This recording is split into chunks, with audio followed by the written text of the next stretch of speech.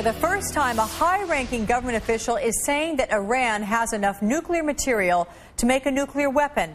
Let's go live to the White House and NBC's Patty Culhane. Patty, let's get the details. This comes from the chairman of the Joint Chiefs. What's he saying?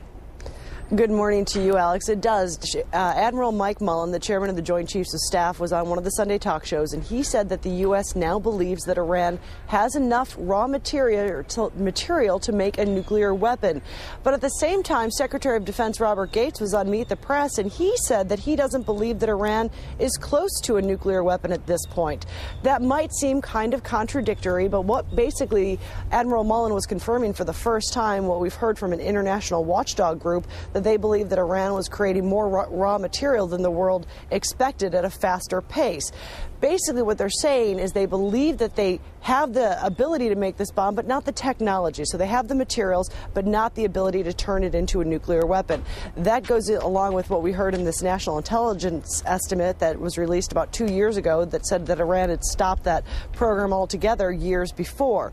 So although it seems contradictory, what they are saying today is definitely news on Iran. Yeah. Alex? And that international group, that's the IAEA, I'm presuming. They're the ones that have been keeping this watchdog and keeping up the drumbeat, if you will, about the buildup of nuclear fissile material?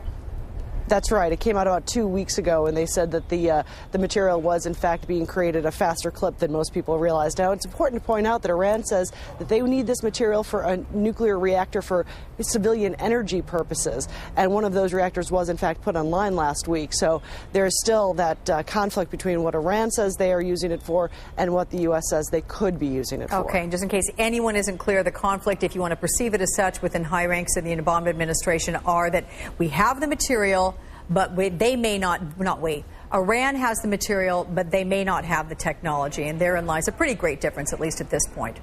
Right? That's exactly it. Okay. Exactly. And there is some question about how much technology they do have. Remember, there was a whole nuclear, I'm trying to think of the word, but an underground sort of system where nuclear technology was being smuggled into countries. So there's a question as to whether or not Iran was a part of that.